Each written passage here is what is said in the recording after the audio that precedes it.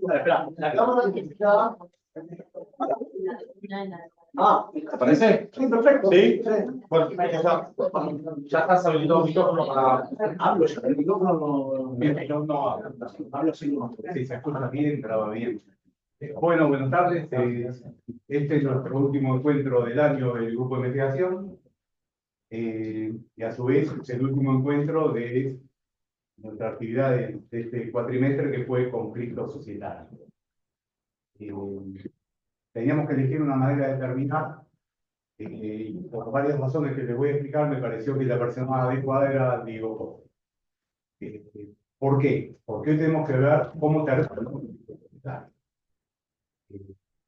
Y en esto tiene que ver alguna autoridad judicial, algún juez arbitral, algún abogado con experiencia en el trabajo del conflicto y en llegar a terminar. Me pareció que esta experiencia estaba resumida en Diego, que él podía explicarnos bien, porque él es juez del Tribunal Arbitral del Consejo de Mar del Plata, estudia estos temas, sabe sociedades, y tiene mucha experiencia en el trabajo del conflicto, en los acuerdos, en el vocabulario y la manera en que esto se maneja a nivel nacional. Entonces dije, bueno, lo invitamos, aceptó enseguida, así que excelente, gracias Diego por estar aquí. Bueno, gracias Cristian por la invitación y por la presentación, y gracias a todos, al grupo de investigación. Sé que están haciendo un trabajo genial, lo sé, porque hay un montón de gente que habla del grupo. Cuando vamos a los congresos ya saben que existen y ya saben lo que están haciendo, y eso es muy lindo. Yo nunca lo puedo hacer. Cristian tiene unas cualidades de liderazgo que yo no tengo, a mí no me sigue nadie. Tiene un talento especial. Bueno, bien. Les voy a pedir que participen, porque ya a esta altura del año uno está cansado de escucharse a sí mismo. Entonces, si hablo de seguido, yo me voy a aburrir, ustedes también. Entonces, por supuesto que preparé la clase, por supuesto que están todos los temas. Lo que me gustaría es interactivo, así no es de corrido. ¿Está bien? A mí me toca el cierre del conflicto. Y para eso estuve pensando cómo encarar la charla, y la verdad que la voy a encarar como cuando encaro un conflicto societario. Ya sé que tuvieron clase de conflicto, pero lo que pasa es que para mí el cierre del conflicto está intrínsecamente vinculado con el inicio. Yo siempre veía al conflicto societario como un partido de ajedrez. Es decir, la apertura te define después como alguien juega al ajedrez. ¿Alguien sabe? ¿Hay más? ¿Uno solo? Ahí está. La apertura es importante, ¿no? Bien. Gran parte de los libros de ajedrez comienzan con aperturas. Se entrena, se entrena, se entrena. Una buena apertura te deja las piezas bien paradas después para el desarrollo del juego, que es la parte más creativa, y después al final vuelve a ser medio matemático. Entonces, sobre la base de la experiencia que había tenido antes de estar solo, yo fui acumulando experiencias de cosas que salieron bien y cosas que salieron mal. Y después cosas que me salieron mal a mí y cosas que le salieron mal a otros como consecuencia de una mala apertura. Por ejemplo, mi casa, yo me la hice gracias a una mala apertura de otra persona. ¿Qué sería un ejemplo de mala apertura en ajedrez? Sacar la reina rápido. Bueno, entonces, cuando uno en un conflicto societario saca la reina rápido, puede que al principio asuste a alguien, pero si el cliente y el abogado saben esperar y son prudentes, la reina termina desapareciendo y se termina el conflicto ahí, y después termina el partido. Le doy un ejemplo. Si en las primeras asambleas no me dejan, no es un caso que tuve con vos, es otro. Ya tenía la casa. Yo tampoco te dejé. No, no me dejaste, pero ya fue mucho tiempo después. Pero bueno, ese también es un ejemplo. No era que vos no querías dejarme. Pero cuando en las primeras asambleas no te dejan entrar, tu cliente, me estoy hablando a ustedes porque me pidieron que yo lo enfoque bien pragmático para abogados, ¿está bien? Entonces, no, la teoría va a estar, pero es más práctica. Cuando durante 2, 3 asambleas no dejan entrar a tu cliente a las asambleas y no ve un peso y nada, piensa que está perdiendo. Y vos decís, espera, que están haciendo todo mal, no es tu caso, es que digo.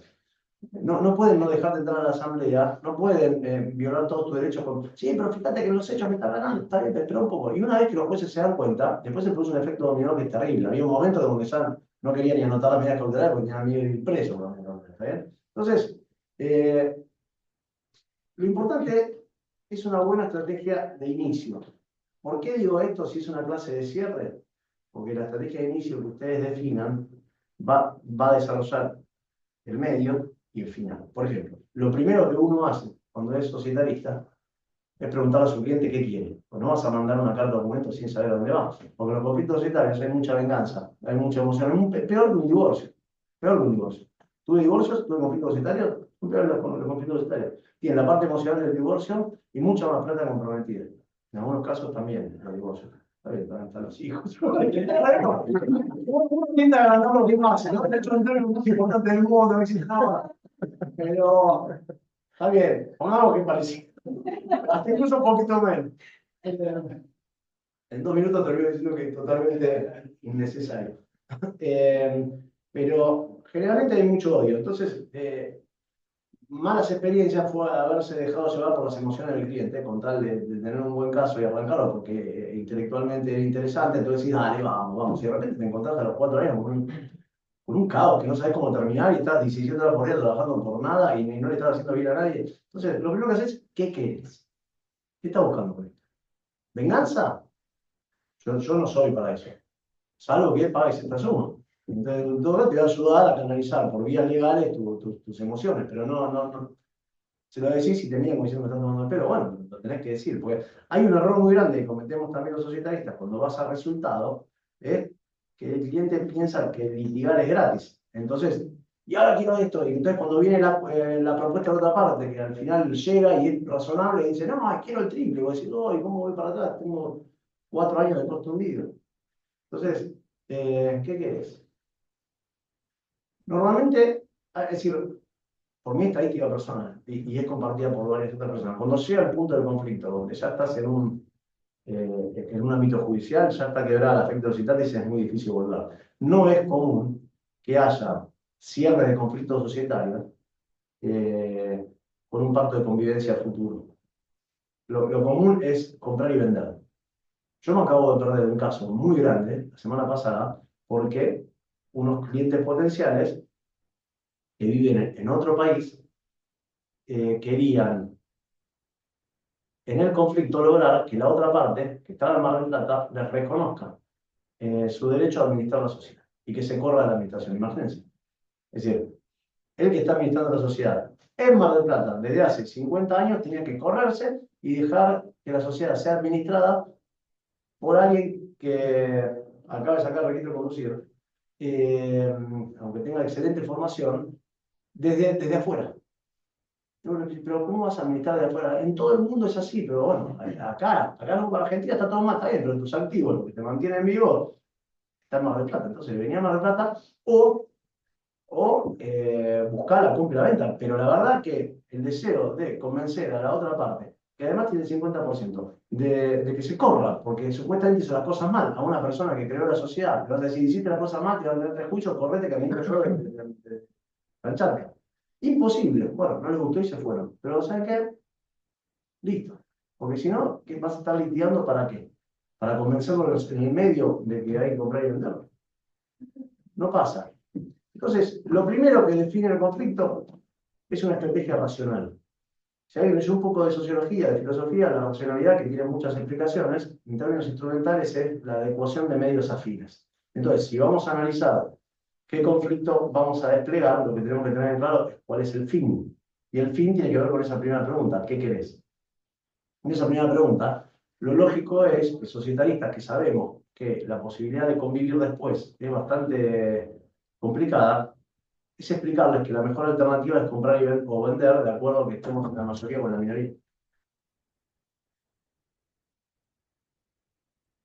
Bueno, no me puse en silencio, estoy tomando.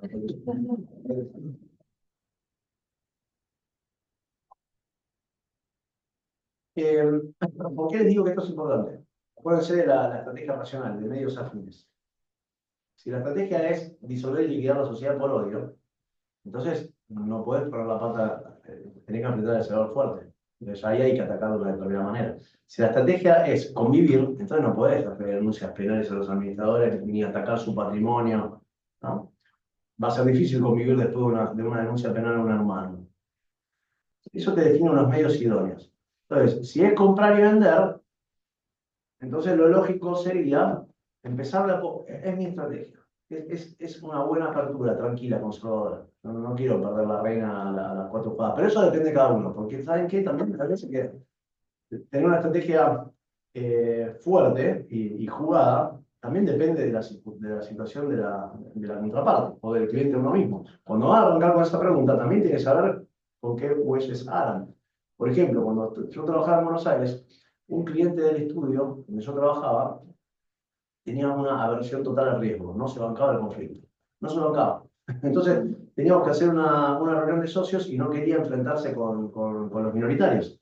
Entonces pidió un sistema de consulta. ¿Se acuerdan del sistema de consulta en el SRL? Se manda la carta de documento. Entonces había que aprobar estados contables y gestión por un sistema de consulta. Entonces mandamos la carta de documento, esperaban 10 días y nos decían, bueno, está bien, pero falta esta información para aprobar estados contables. No tenemos la apertura analítica de las cuentas tal y tal. Oh. Entonces, buscamos todo, les mandábamos la carta de documento que cada vez era más larga, esperaban 10 días y nos decían, no, bueno, está bien, pero ¿y a dónde fue la plata? Bueno, así después de 5 cartas de documento que hay que hacer la reunión de socios. Va. Y nuestro cliente, como no se bancaba el conflicto, fue a la reunión de socios y se había tomado como 4 miligramos de ribotril. Entonces, a los 10 minutos estaba dormido y era el presidente. Buenas noches. Hola, sí, se dijo. Bien. Entonces, a los 10 minutos ya había dormido, roncando en la reunión de socios. Entonces, una socia del estudio asumió como baja la presidencia de la reunión de socios y terminaron impugnando nulidad y logrando una suspensión por el solo hecho de haber cambiado al presidente de una locura igual. Pero está bien, son defectos formales que capaz que hay un juez creativo que los toma y eso fue acelerando el cierre. Entonces, cuando tenés clientes así, capaz que tenés que pensar 3 veces antes de meterlo en un conflicto. Y si sabés que la contraparte es así, entonces las cartas de documentos mandásela el miércoles para que llegue el viernes a la noche, se pasa todo el fin de semana sufriendo, ¿no? Y no te conviene ahí, como muchas veces sucede que las actas se hacen entre los abogados, no, te conviene ir y decirle toda la cara para que el tipo sufra y si podés ir con un escribano, sobre todo en verano, y si está el tipo en la playa y sigue un escribano toda la mañanera buscándole cosas a la sociedad, mejor, agarra un patatús y lo forzás. Ahora, pues, analicen la personalidad de las dos partes para ver qué clase de conflicto tiene también. Y eso va a definir los fines y luego los medios. ¿Está bien? Y una vez que definiste el fin, elegís los medios. ¿Qué va a hacer? Denuncias penales. Va a haber acciones de remoción, responsabilidad directa al patrimonio del hermano, del primo. ¿Qué queremos con eso? Pensamos que se la va a bancar, pues si se la va a bancar, después no hay vuelta atrás, el conflicto va a haber un montón. Si no se la va a bancar, podemos precipitar, le vamos a hacer un aumento de capital sin prima a la esposa del primo muerto que tiene que mandar a los hijitos. ¿Cómo volvés de ahí? Ahora, si con eso podés generar una compra más barata, bueno, está en la decisión de cada cliente y lo que quiera hacer cada uno. Me van entendiendo, ¿no? El matiz, es decir, el fin no es que justifica los medios, pero el fin va a definir con una estrategia racional, si uno es dirigente, cuáles son los medios a utilizar. ¿Está bien hasta ahí? Entre esos medios también está, si vamos a un tema práctico, cuáles son los honorarios. Porque es un arte cobrar el conflicto societario. ¿Qué haces? Un abono, hay gente que no quiere pagar abono, o no puede, entonces vas al resultado. ¿Cuál es el resultado? Volvemos al fin. ¿Cuál es el resultado? Comprar, vender, administrar, licuar.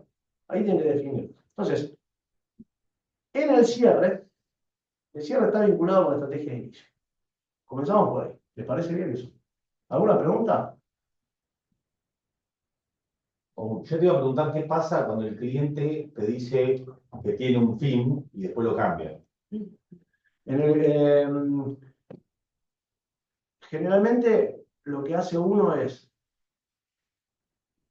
quiero no parecer tan crematístico en esto, pero el tiempo es capital, ¿no? Es decir, como uno es un inversor, el inversor tiene dinero, lo pone en un negocio o en otro. Nosotros tenemos tiempo, nuestro tiempo lo pones a un lado o en otro. Entonces, vos en tu convenio de honorarios tenés que cubrir la mayor cantidad de posibilidades que se pueden llegar a dar. Entre esas está el cambio de opinión.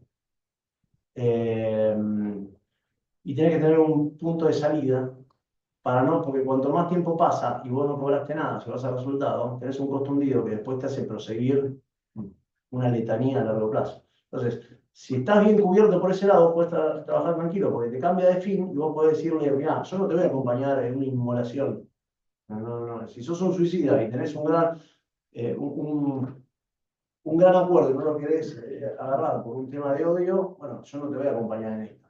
Hasta acá llegué. Ahora, si estás hace 8 años trabajando, decís, pensé un poco más, capaz, ¿está bien? Entonces, todo depende de la circunstancia del caso. Cuando uno es profesional, también tiene que entender que, por más que no estemos preparados, la experiencia también te da un poco de roce para hacer un poco de psicología. Entonces, tenés que entender que las emociones, estás hablando de cosas que revuelven el pasado. Muchos conflictos son entre hermanos, entre primos, padre e hijo, mejores amigos. Es raro que en Argentina exista una sociedad realmente capitalista donde personas que no se conocen. La verdad que es muy raro. Y la estadística está hecha, más del 99% son sociedades cerradas. O sea, que cuando hablamos de la sociedad anónima y todos los principios de que la persona eh, no importa, pero en una sociedad anónima la persona es igual que en una sociedad colectiva, que de hecho no existe en casi. ¿Quién va a constituir una sociedad colectiva? El que quiere, muy loco eso. Yo creo que si alguien constituye una sociedad colectiva hoy es para tratar de proteger sus bienes. Porque si vos querés esconder tus bienes, que no lo vas a esconder tanto, lo pones en una sociedad colectiva y le das alguna actividad sin riesgo, o sea, desarrollo de software, de fuera, para sacarte, que tienen que embargar las participaciones y se van a cobrar dentro de 99 años en la cuota liquidatoria. Oye, hay en las utilidades que nunca va a haber. Es la única razón por la cual pienso que pueda llegar a una sociedad colectiva. Me fui por las ramas, pero ahora volvemos. ¿Por qué es importante hablar del cierre? Porque en Argentina no existe, salvo un libro que escribí que nunca nadie me dio bolilla, pero no existe una sentencia que obliga a una parte a comprar la participación de otra. No la hay. ¿Alguien está entrenado en negociación? ¿Hizo un curso de negociación? Bien. ¿Te acuerdas que es el MAN, la mejor alternativa al acuerdo negociado? Imagínense que ustedes están alquilando un departamento, algunos alquilaron. Les pasó que cuando llegaba el momento de la renovación no sabían con qué se iban a encontrar y tenían miedo de cuánto le iban a cobrar. Y capaz que venían y les querían cobrar una locura y ustedes no podían. Cuando uno se entrena en negociación, el MAN, que es la mejor alternativa al acuerdo negociado, quiere decir que 2 meses antes de llegar a esa situación, te vas a recorrer todos los departamentos de la misma zona que sean parecidos a los que vos estás y tenés un precio de referencia. Es más, si podés buscarte 2 o 3 departamentos para tener una alternativa a irte por un precio determinado, vos cuando te sentás en esa negociación, ya sabes cuál es tu piso. No es que vas a improvisar. Hola, ¿cómo andás? No, mantener el precio, ¿viste? Yo digo, bueno, mirá cómo te mantengo. No, vas y cuando llega el momento de que vos sabés que ese piso lo vas a encontrar en otro lugar mejor, le decís, mirá, me voy a alquilar el otro departamento. Ya tenés una mejor alternativa a esa negociación. Te vas, ese es tu piso, ya sabes, vas tranquilo a negociar, porque de ahí para abajo no vale nada, de ahí para arriba, y cualquier cosa, aunque sea injusto, si vos estás pagando 100 pesos por mes y conseguiste un departamento de 200, y el otro estás pagando 100 pesos por mes, conseguiste un departamento de 300, que es razonable, y el otro te cobra 200, y vos esperabas pagar 120, porque no te va a subir tanto, te triplicó, pero pensando en la otra alternativa que tenés, que es el doble, y decís, bueno, lo odio, pero es la mejor alternativa esta, quedarme en la negociación, no me voy al otro. Bueno, no existe en conflicto societario humano, no hay una mejor alternativa a un acuerdo negociado.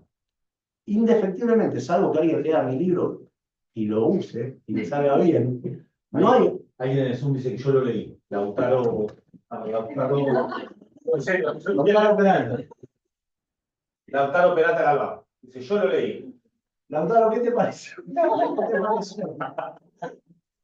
Parecen a una sesión espiritista. Es que. ¿Tiene micrófono? Tiene. Ahí va, sí. Hola, hola. ¿Es el derecho de separación del socio? Ese mismo.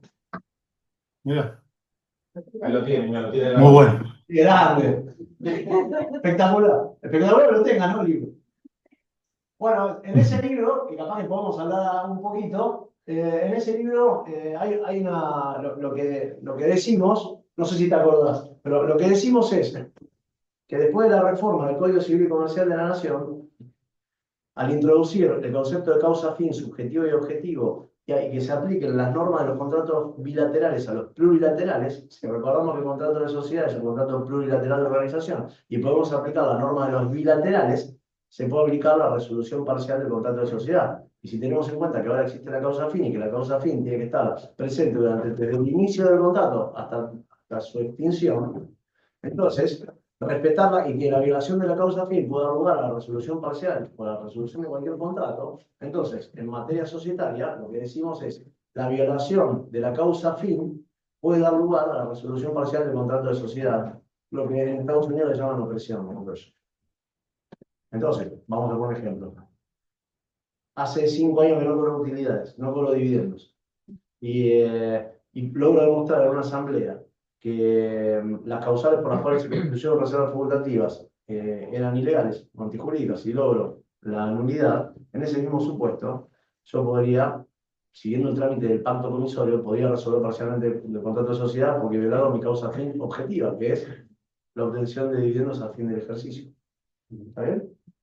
¿Y qué tiene de bueno eso? Que yo si hago una acción de resolución parcial del contrato por violación de la causa fin y el juez me da la razón, después de la sociedad valor real con una sentencia que lo obligue a indemnizarme por el valor real de la sociedad. Y se termina el conflicto con una sola acción. Hay que animarse, eso. No lo hizo nadie todavía. Ni yo. Hay que animarse y hay que encontrar el caso. Claro. Eh. Si vos me decís, vamos a plantear algo así en el tribunal arbitral, de acá digo, bueno, tiene un sentido, lo van a estudiar. Me tendría que excusar porque estoy tan contento con que... Sí, tenés razón. A veces la mirada de ese tribunal es una mirada comercialista. Vamos a presentar esto como todo procedimiento comercial. Yo solamente lo haría en esos casos donde ya nos vienen vapuleando y recuerden que ya vieron, si lo vieron, lo intuyen o se lo dijeron, en el conflicto societario, cuando son minoría, es el primer golpe el fuerte, porque todas las irregularidades que uno denuncia respecto de las asambleas y formas de actuar del directorio o de la gerencia o lo que fuera, en el primer ejercicio, en el primer impacto, después ya son corregidas. Entonces las asambleas, las impugnaciones cuarta y quinta son casi un copy-paste, ya está. ¿Qué mal evaluaste los activos y los pasivos en los estados contables? ¿Qué criterio utilizaste? ¿Te olvidaste de poner las reservas facultativas en la memoria? No, ya está. En la segunda asamblea ya te ponen una memoria así larga, te explican todo, llaman a 4 contadores y se terminó. Entonces, si dejás pasar esa oportunidad, se complica. Otra forma voy a hacer un poquito más de hincapié en esto porque solo como ejercicio intelectual, ¿no? Sería una forma de poder terminar con el conflicto con una sola acción, que en principio no es. La otra forma sería, mediante la misma acción de resolución parcial por violación de la causa fin, subjetiva. Y acá viene un tema, Cristian lo usó en un juicio, acá viene un tema muy importante, ¿qué es la causa fin subjetiva? No sé si ustedes estudiaron obligaciones, contratos últimamente, después de toda esta reforma. Yo, la verdad, como salí de la facultad, hasta que no tuve un caso, ni me acordaba. Recién lo vi en el doctorado, que dieron una clase solamente de causa, y ahí hablaron de la causa fin subjetiva. Me pareció muy interesante. La causa fin subjetiva, ¿la objetiva cuál es? Es la que la ley dice que, por ejemplo, en un contrato de compra-venta, la causa fin objetiva para el que vende es recibir el precio. Y la causa fin objetiva para el que compra es recibir el bien mueble o mueble. El contrato de compra-venta es fácil. Esa es la causa fin objetiva, que es la que determina la tipicidad del contrato. Era lo que Betty llamaba la función económico-social del contrato. Ya uno puede identificar cuál va a ser la función bien estatista. Era la época donde los códigos eran tipo... bueno, Pero todos citan a Betty. sí, porque en realidad Betty, Sioja y un par más de los italianos, era una época que todavía estaba en el mundo el fascismo, la verdad. Aunque no fueran fascistas, estaba esa ideología, bien que el Estado era. Entonces el Estado definía cómo las partes podían negociar sus relaciones privadas. Pero no concebían que las partes pudieran tener intereses propios más allá de lo que el Estado pudiera decir. Entonces, la causa del contrato es la que yo te digo. El mutuo es para vos recibir dinero y para mí prestar y los intereses. Y la causa del fin del contrato de compraventa es el precio y la entrega del inmueble. Siempre hubo debate de la causa fin subjetiva, qué era lo que realmente las partes querían, pero fue muy resistido porque nosotros muchas veces queremos certezas y la verdad que no saber qué piensa uno o cómo probar lo que piensa una parte que se mete en un contrato da bastante inseguridad, tanto al tráfico jurídico como a nosotros para definirlo. Entonces era bastante resistido. Sin embargo, había fórmulas que permitían reducir esa incertidumbre y respetar lo que las partes verdaderamente querían. Es el concepto de causa fin subjetiva, que es lo que las partes quieren, en la medida que lo hayan exteriorizado de manera suficiente en el contrato, por escrito, o aún tácitamente en la medida que puedan probar que fue aceptado por los demás y que fuera algo esencial también para los demás. ¿Cómo resuelvo eso? Un caso famoso fue el de alquilar balcones para un desfile de la monarquía y al final se suspendió y la gente había alquilado balcones y los balcones estaban ahí y decían, no, pero resolvamos el contrato. No, métete en el balcón. Pero ¿qué voy a ver? Una calle vacía. No, el balcón está. Se hicieron los juicios y ahí fue la frustración del fin del contrato. Tiene que ver con la causa fin subjetiva. Ustedes dirán, ¿cómo trasladamos esto en materia societaria? Yo siempre ejemplo que por haber pasado por varios conflictos de médicos y por ser familiar de médicos, ¿alguien es familiar de médicos? ¿Quién? ¿Tu papá? No, tíos. ¿Tus tíos? ¿Tienen acciones en sociedades, en clínicas? Creo que sí. ¿Y vos tenés idea si cobran alguna vez un dividendo? Ay, Yo me adelanto, nunca. Salvo que sean clínicas de ojos o de servicios por imágenes que no tienen internación, no cobran un peso nunca. Tienen que poner todos los meses un montón de plata para sostener a la sociedad. Entonces, ¿cuál es la causa fin de ese socio? ¿Recibir dividendos al fin del ejercicio? Nunca, no existe. Ninguno de los socios lo hace. ¿Cuál es la causa fin?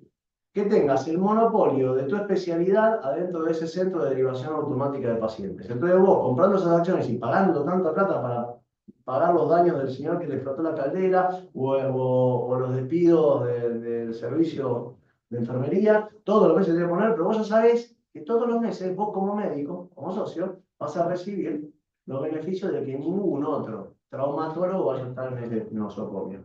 Esa es la causa fin subjetiva. Si no está escrita, perfecto. Ahora, todos los socios están en la misma. No es que hay muchos que van a dividiendo, están todos en la misma. Entonces no pueden decir, che, no, no. Entonces, si te meten 17 traumatólogos, yo creo que vos podrías decir, está quedando mi causa muy subjetiva, me voy. Entonces, o iniciar cualquier otro reclamo si quieren, que no sea ese tan extremo, pero por lo menos ya saber que la causa bien subjetiva ahora puede estar reconocida.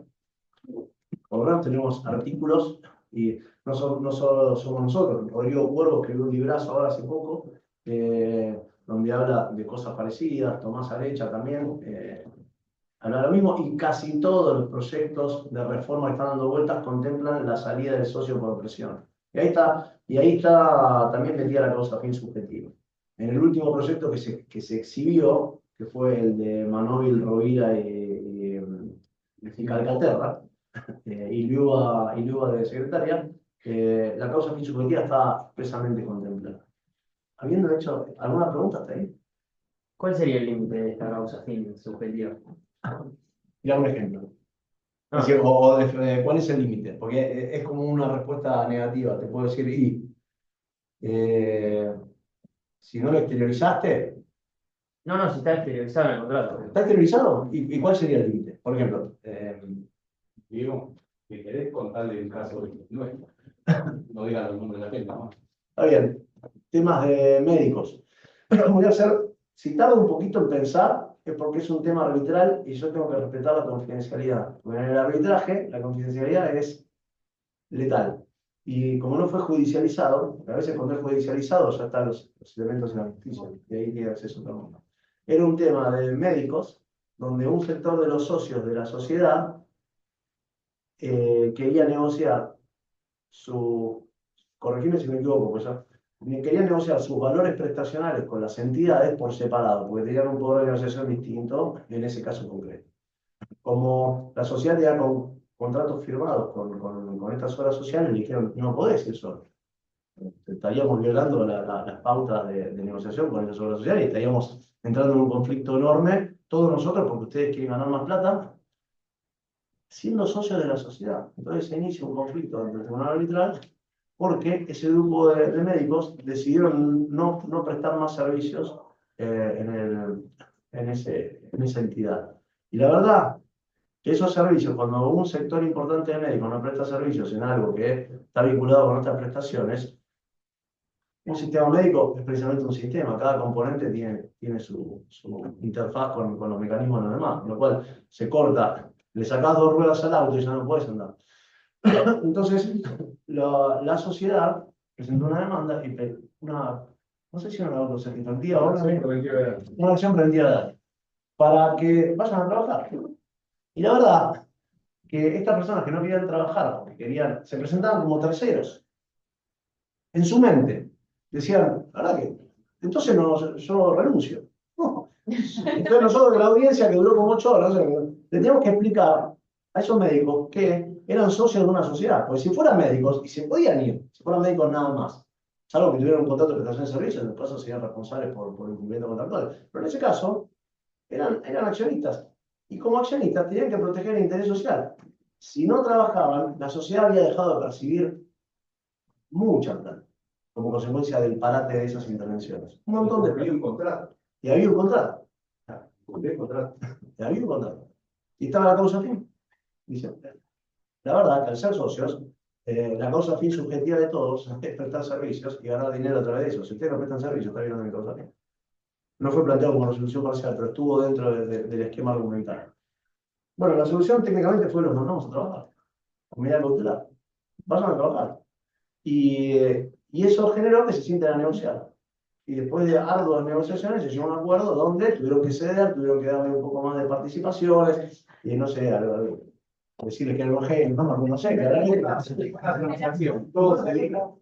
Pero sí, inclusive que ese grupo de accionistas que dejara de trabajar, supongo que también estaba conectado con el trabajo de otros médicos que necesitaban de estos Y mirá, para poder continuar con tareas. O sea, si vos te vas a operar y no hay instrumentista, vamos a decir, instrumental, ¿y quién era el bisturí? Porque va el otro no era instrumentista. no, No.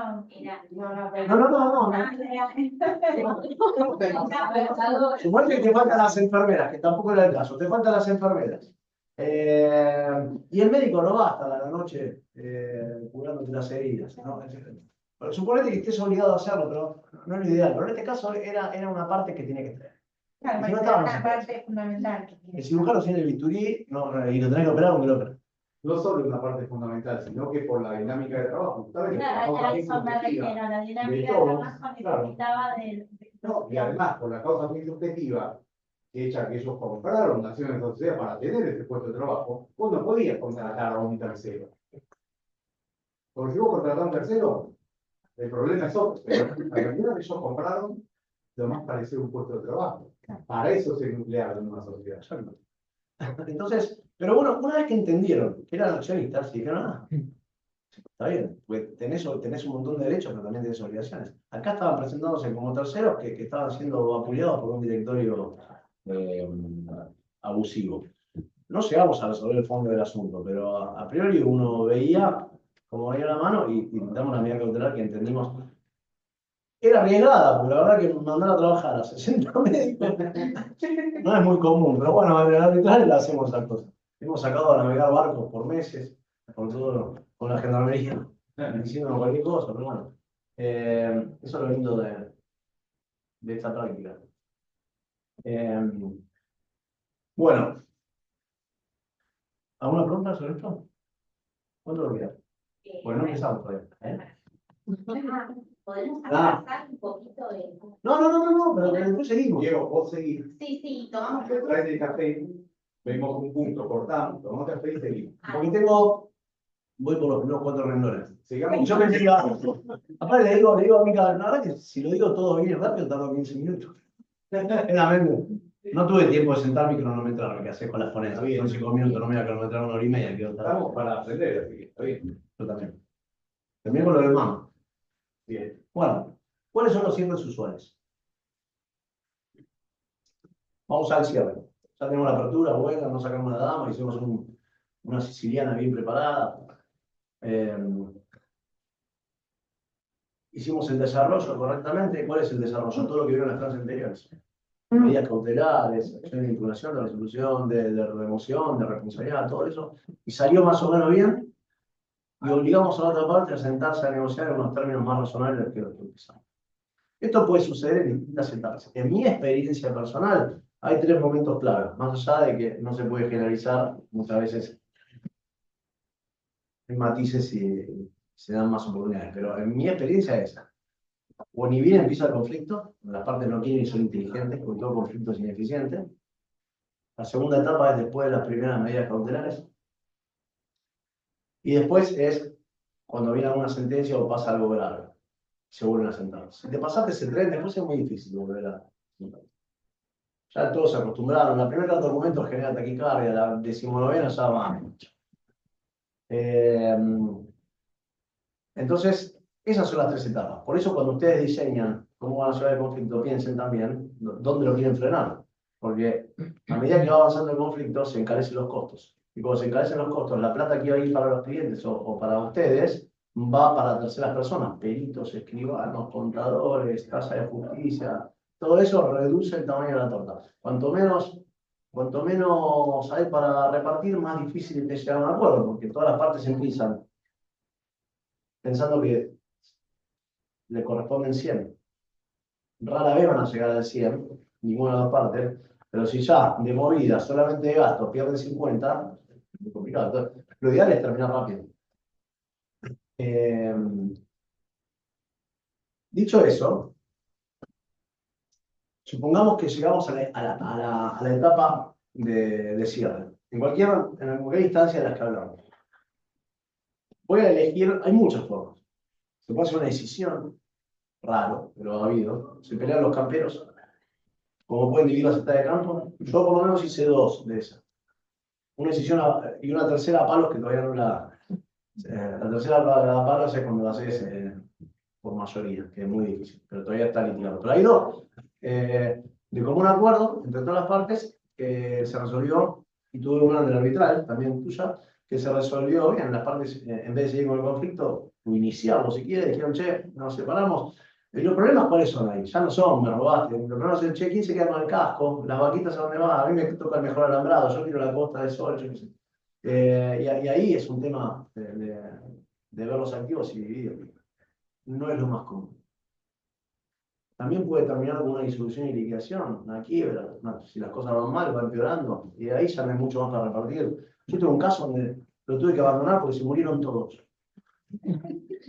Empezó un conflicto societario, derivó en un concurso, terminó en una quiebra. No, estaba en el concurso y cuando queríamos negociar se habían muerto. Los accionistas, los directores, los consejeros de vigilancia.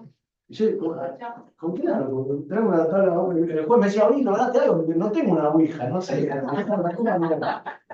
Llamaba a los herederos y me decían, no quiero saber nada con eso. Era una empresa re grande. No es lo más recomendable terminar un conflicto societario así.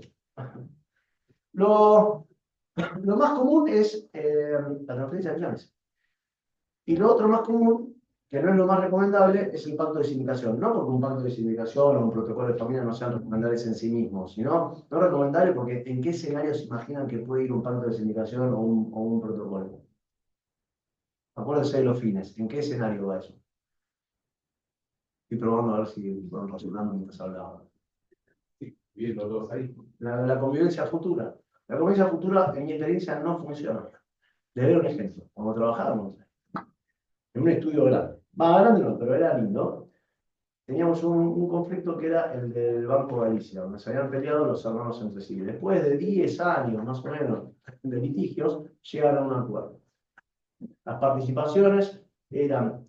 Los accionistas, no es que había una sociedad llamada Banco Galicia y todos tenían las acciones de esa sociedad. Había sociedades holdings, no me acuerdo cuántas eran, donde todos los accionistas tenían un porcentaje. Y la clienta del estudio tenía creo que el 5% en cada sociedad. En total tenía el 5% de la sociedad, pero no tenía el 5% de la sociedad. Tenía un 5 en cada uno. Estoy dando una charla, ¿te puedo llamar después? ¿O pasó algo? ¿Está todo bien? ¿Está todo bien? ¿Está bien? ¿Listo? No puedo operar en mi papá. Así que está todo bien. Perdón. Entonces, Esta señora quería tener el control de su 5% en la sociedad, la verdad, de los antiguos. Después de 10 años de litigio se logró eso. Entonces, ¿qué hicieron? Se juntaron todos esos 5% de todas las sociedades que tenían, que le daban el 100% de una, que representaba el 5% de la sociedad. No quería que le compren y le vendan. Ella quería seguir siendo socia de la sociedad. Se logró eso. ¿Saben qué pasó? Eso es la convivencia, un contrato espectacular, todo lo que quieran. A los 3 años se armó otra sociedad, que se llamaba Grupo Financiero Galicia, donde se ofertaron todas las acciones en la bolsa y se produjo un canje de acciones de la sociedad, Banco Galicia, Universidad de Buenos Aires, creo que era así, se produjo un canje de acciones en la bolsa hacia esta sociedad llamada Grupo Financiero Galicia. Todo el mundo pensaba que el Grupo Financiero Galicia era el Banco Galicia, pero no, era una sociedad holding. Entonces fueron en canje todos, y gran parte de esas acciones de esa sociedad pasaron a la holding. Entonces, la otra persona se quedó con el 5% de una sociedad que no tenía liquidez, no liquidez en términos de su patrimonio, sino sus acciones eran ilíquidas. ¿Cuál es el valor de un activo financiero? Puede entrar y salir rápido. Si toda esa entrada y salida rápida se produce en otra sociedad, ¿a vos quién te va a comprar las acciones? Si todo pasa en la otra. Entonces, en un caso súper sofisticado, la convivencia tampoco sirvió. ¿Por qué? Pues ya se había roto el afecto social y no querían, no había forma de volver atrás. Hace poco tuve otro conflicto, ya más terrenal, donde se murieron 2 socios y quedó el padre de los 2. Entonces eran los 2 socios contra los 2, todos los herederos de los hijos contra el padre. Por un lado estaban los herederos todos juntos. El padre era una persona muy complicada, digamos casi loco. Se llega a un acuerdo. No había forma de comprar y vender, porque no había activos, no había forma para pagar la salida, no había interés. Querían todos convivir y dijeron, bueno, somos familia, entonces vamos a hacer un pacto de sindicación. Ustedes pensó en un pacto de sindicación así largo, espectacular, donde iba a haber una gerencia plural conjunta, donde iba a haber 2, un heredero y este señor, después iba a haber otro de Mar del Plata que tenía un amplio derecho de información, y luego los 2 que estaban en la gerencia iban a cobrar un sueldo para que no se sientan que estaban trabajando gratis para el otro, y después neto de esos sueldos y con un control muy adecuado de los gastos, de las utilidades se iban a repartir 1/3. Los contratos, yo los leo y era como leer faltaba hablar de escribir la selva. ¿Qué pasó? A los 2 meses, uno de los herederos se rayó y se quedó con la sociedad de prepo. Entonces estaban los 3 peleados ya. Y ese contrato no valía nada, porque vos lo querés hacer. ¿Qué pasa también? Piensen cuando tienen un cierre, si hay incapaces o menores. Entonces, uno de los herederos era mujer y además tenía hijos menores. Entonces, violencia de género, menores de edad. En el juicio, para querer hacerle cumplir un pacto de sindicación, vas a uno a explicarle a una asesora de menores lo que es un pacto de sindicación cuando hay una denuncia de violencia de género y un menor de edad. ¿En qué terminó eso? No, todo. Yo dije, yo ya no me puedo meter, pues se miraron ustedes, me voy, no puedo litigar contra 3 que ya participé asesorando a otros. Me tuve que ir, está todo por los aires. Entonces, ¿es bueno convivir? No. El único ejemplo de convivencia que tuve fue cuando lo hacé lo más objetivo posible. Y no se me ocurrió a mí, se le ocurrió al hijo de mi cliente. Pero un conflicto societario donde el inmueble tenía un gran valor. Y la parte operativa tenía valor para los que lo explotan. Porque si la parte que lo explota se queda con el negro, tiene dominio absoluto de todo lo que pasa, no tiene que rendirle cuentas absolutamente a nadie. ¿Cómo hace para convivir en la sociedad operativa?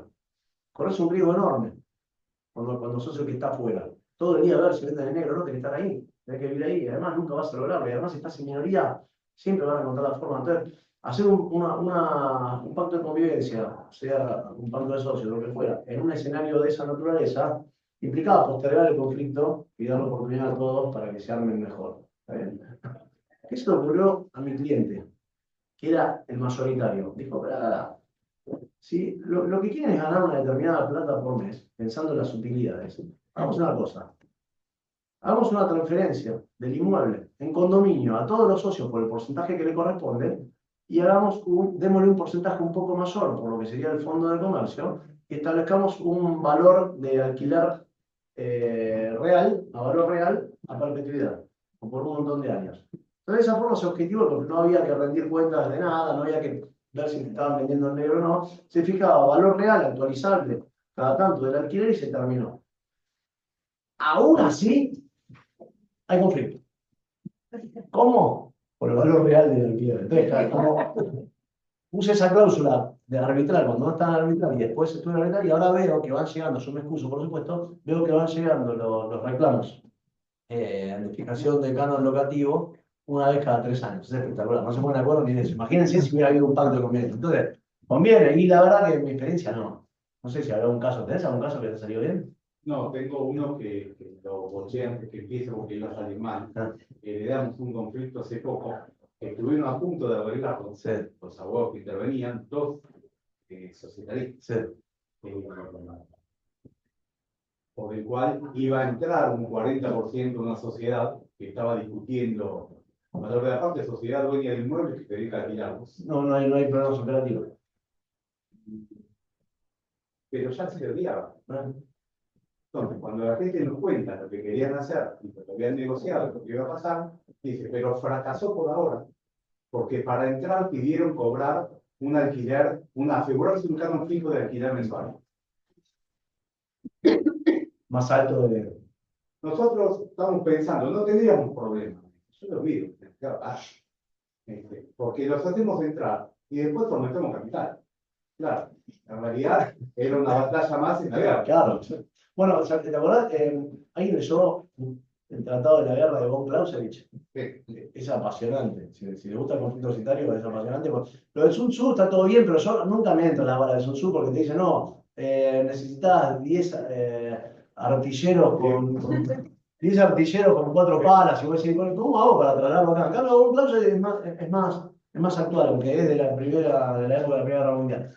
¿Pero qué decía? La guerra es la continuidad de la política por otros medios. Es decir, todo se resuelve a través de la política. Y cuando llegas al punto de la guerra, en realidad estás continuando la política por otros medios. Acá es lo mismo. El conflicto societario es la continuidad de las negociaciones por otros medios.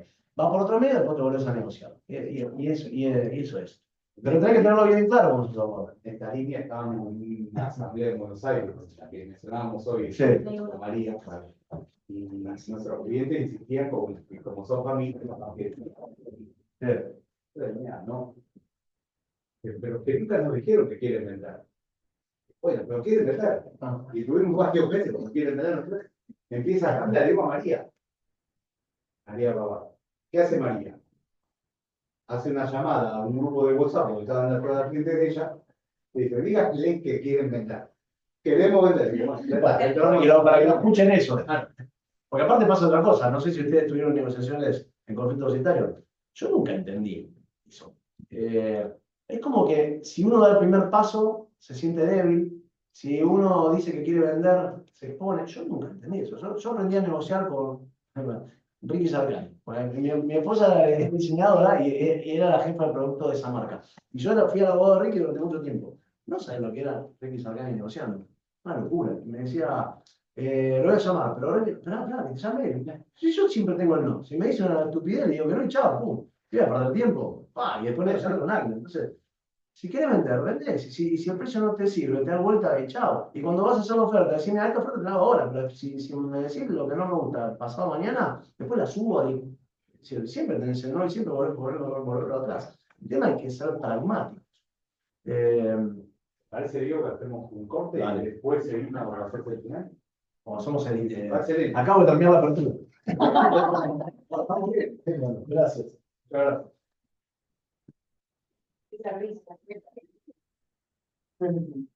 ¿Estamos? ¿Arrancó la función? Vamos. Bueno, empiezo. Ya hicimos la apertura, ahora toca un poco el desarrollo. Acá yo vi que estaba el doctor. ¿Papa no está? ¿Se fue? Porque Contaron un par, capaz vuelven. Porque de lo que voy a hablar, creo que es una de las personas que más sabe en Argentina. La forma, así que, por favor, si me estás escuchando, corregime o tener piedad. ¿Qué es la transferencia de acciones? Por supuesto que todos hacemos transferencia de acciones constantemente. Ahora, tampoco las estudié, no me dediqué tanto a estudiar todo como se dedicó el doctor Papa y algunos otros más, que ya están en el detalle ínfimo del derecho comparado. Yo le voy a dar mi perspectiva pragmática de este tema. ¿Por qué hablamos de transferencia de acciones? No podemos hablar de todos los métodos de cierre. Es el más común. Dejando de lado situaciones no extremas. Ustedes nunca van a tener, es raro que tengan un conflicto societario que termine solamente con un contrato de transferencia. Es raro, puede ocurrir. Chiquitos, rápidos. La mayoría de los casos tenés sucesiones, tenés divorcios, hay denuncias penales, hay menores. Ahí no les puedo hablar de todo esto, pero sepan que cuando hay un conflicto tienen que tener en cuenta los impuestos, los gastos. Hay una sucesión, hay que denunciar las acciones o las cuotas, van a tener que pagar ITGB, todo eso son costos, tenganlos en cuenta. Después hay que pedir autorizaciones. No pueden hacer un cierre olvidándose de hacer intervenir al asesor de menores, porque eso está todo bien si no pasa nada, pero en el momento que aparece algo, ese contrato es nulo. El año pasado, hace 2 o 3 años tuve.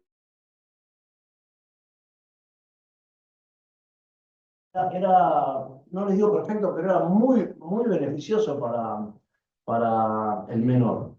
Entonces dijeron, mira, ¿qué puede pasar si es todo bueno para él? No hay nada que vaya a encontrar. No obstante eso, la madre no estaba, a los 2 años resignificó el contrato, por decirlo de alguna manera, y pidió la nulidad por no haber intervenido el asesor y se la dieron. Se empezó todo un conflicto de nuevo. Tuvo que empezar de nuevo. Entonces, lo barato sale caro, los atajos no siempre son buenos. Me ha pasado también que tenía un incapaz, no incapaz, sí, una persona con determinación de capacidad, porque tenía problemas de drogas. Entonces, para cerrar ese tema no sabe qué fue, porque iba y venía de incapacidad. Entonces, ¿verdad? Sí, no era, fue una rehabilitación de capacidades. No llegaba a los 3 días. Nunca tuvo el dadito. Entonces, tenía un intervalo de un tiempo y después recaía. Entonces la otra parte me decía, no, yo no vas a firmar. No, en el momento de la firma, tenerlo limpio. No sé, tenerlo limpio 2 meses y en el momento de la firma, hacerme un estudio por psiquiatras. Entonces, lo tuvimos que tener guardadito un tiempo. No lo secuestramos, no la madre lo tenía, cuidándolo, y todo el flaco saltaba, parecía que lo tenían que exorcizar. Y cuando llegaba el momento de la firma, rápido, psiquiatras y todos que decían que estaba hábil para firmar. Pero bueno, un proceso de determinación de la capacidad abierta. Tuve que levantar la determinación de capacidad en tiempo récord. Porque iba a volver a indeterminarse. Se levantó la determinación de capacidad, los psiquiatras lo vieron bien, los psicólogos lo vieron bien, no sé qué más lo vio bien, firmaron, y por suerte se firmó todo. Y el día que vamos a firmar me dice, no, mostrame, me pedía una abogada muy prestigiosa, que es difícil de cerrar los temas, me pedía que muestre en el documento, no sé, con la partida de nacimiento digital, que al costado no tenía una anotación de determinación de capacidad abierta. Nunca yo me enteré ahí que existía eso. Yo no sabía que nunca, si no me enteraba por eso no era. Tuve que pedir una rápida, tuve que llamar a La Plata, pedir 1000 favores con la mano, ni siquiera tenía toda la gente esperando que me la mandaran así nomás, y como no tenía nada, se firmó. Bueno, son todos detalles. Obviamente les va a pasar en los cierres que en el momento que van a firmar dicen no firmo y se van corriendo, cosas así, le pasaron niveles. En mi experiencia generalmente se termina firmando. A mí no me pasó nunca que no se haya firmado, pero conozco muchos casos que no. Pero no. Del día conozco muchos, pero a mí no me pasó. Mi experiencia es amar, si odian, es el momento que están soltando lo que les queda de juventud o de lo que fuera, y dicen no estoy después terminan. Y en los casos que no pasó, renuncié aunque perdí la plata. Yo no te acompaño en este chavo y lo pasé a perder. Volviendo al tema de la transferencia de las acciones. Todos más o menos saben de qué se trata, con lo cual no me voy a meter en ese tema. Lo que sí, vamos a hablar de 2 cosas. Los pasivos ocultos, primer tema a tener en cuenta, fundamental. ¿Cuáles son los riesgos de una transferencia de acciones? Que lo que estás comprando no valga lo que estás pagando, o viceversa, lo que vas a recibir. Entonces, no es común que en un conflicto societario ustedes piensan, bueno, el que compra generalmente es el mayoritario, y el mayoritario es el que administra es el que conoce todos los pasivos, el que los puede haber generado. No siempre, no es lineal, porque muchas veces en los conflictos hay porcentajes cruzados en 2 o 3 sociedades, entonces yo me quedo con esta, vos te quedas con esa, y el que la administraba era el otro, entonces de alguna manera tenés que protegerte. ¿Qué son los pasivos ocultos? Vamos a una concreta, muy simplista. Están los pasivos ocultos que son que no conocía a nadie y aparecieron. Están los ocultados, conocías y lo guardaste. Y están los contingentes, que son eventuales o distintos. Pueden pasar o no. Hay distintas maneras. El debate que se suele dar es obligatorio garantizar la consistencia patrimonial, es decir, que el patrimonio que estoy comprando sea el que me mostraron, o no es obligatorio, más allá de que haya una cláusula expresa. Si lo toman como vicios redditorios o lo toman como un incumplimiento contractual. Si es un incumplimiento contractual, tiene que haber una cláusula. Y ahí está repartido. La mayoría de la doctrina siempre estuvo más del lado de que era una obligación esencial de la buena fe contractual hacerte cargo si lo que estabas vendiendo contenía pasivos. Sin embargo, la jurisprudencia era bastante reticente. Podríamos decir, una buena praxis de nuestra especialidad sería incluir una garantía de consistencia patrimonial sólida, porque hay mucho debate. Por ejemplo, un fallo que recuerdo, no sé si era del 2000 o 2003, 22 de febrero, de la sala D, creo, después se los paso, lo busco bien, donde sostiene la tesis subjetiva, que es, necesitas un ocultamiento, sí, indestructible, no, una cosa así era. Un ocultamiento definitivo era dolo del vendedor más una diligencia razonable del comprador que no permitió descubrir. No te estás exigiendo al comprador una diligencia razonable no podés hacer del SOCA, algo tenés que investigar. Y si una investigación más o menos razonable, como es el pasivo, no te aparece cómo es el patrimonio, no te aparecen los pasivos, más el dolo, ahí va. Pero es muy rígido, imaginen probar todo eso en un correo. Otra era, lo que está documentado en los estados contables es lo que va, y cualquier cosa que aparezca es pasivo. Esa es la objetiva limitada. Y la otra es la objetiva limitada, que es de la Corte Suprema, en un fallo poco civil, es del 2011, donde dice, mire, tiene que haber una cláusula de consistencia de garantía patrimonial. No había un debate en ese caso, había una cláusula. La cláusula decía que se van a hacer cargo de todos los pasivos ocultos o de los activos que en realidad no existían. Pero lo que estaba discutiendo era qué implicaba pasivo oculto y se abarcaba los contingentes. ¿Qué dijo la Corte? Dijo, si en una cláusula existe una cláusula de garantía de consistencia patrimonial, todos los pasivos que no están denunciados en ese contrato son ocultos. Chao. No tiene que probar dolo, no tiene que probar diligencia. Entonces, lo que hacemos usualmente nosotros, cuando se puede, porque ya no se puede, es en la cláusula de consistencia patrimonial, hacemos un pequeño estado de situación patrimonial, donde decimos, dame todos los pasivos que existen, porque lo que no está te vas a hacer cargo. A veces me dicen, claro, podemos estar 10 años. Ahí tenés que encontrar una fórmula intermedia. Hasta tanto no hago cargo, no sé, imagínense mil situaciones grises que va a haber ahí. También te pueden remitir a los últimos estados contables y otras veces la salida del momento dice que me la juego. A veces tenés que creer, a veces no se puede. Imagínense que Argentina es una sociedad con el 50% de la economía informal. Y los conflictos internos se producen en micro, mini, pymes, donde en el caso no hay contabilidad. Existe un estado de contabilidad, un estado de situación patrimonial en ese caso. Entonces, de alguna manera, tenés que cerrar los ojos y confiar. Y la verdad que a veces se dan conflictos, pero muchas veces no. La buena praxis es, si sos comprador, le decís al vendedor, hacer una lista exacta de todos los conflictos que tenés, de todos los pasivos, los que pueda haber, los juicios iniciados, todo lo que no está acá, es pasivo oculto y lo tenés que garantizar. Y hay otro fallo de la Corte que estableció, no, de la Corte no, de la Cámara Nacional de Comercio, Trossmann, Jessica Trossmann. Trossmann era el Churban y Trossmann, ¿seguro? Martín Churba, tramando, moda. Dijo, en una cláusula de consistencia patrimonial estaba escrita de una manera ambigua, entonces la demandada dijo, no, pagá los pasivos y después pedímelo. Entonces la Cámara dijo, no, si es una cláusula de consistencia patrimonial es de indemnidad. Pero la idea es que no te haga pagar ningún pasivo. Entonces, si pones la cláusula, estás cubierto. Lo que hay que hacer en un buen contrato de transferencia de acciones es definir muy bien, además de la compra, la venta, etcétera, definir muy bien cuál es el patrimonio de la sociedad.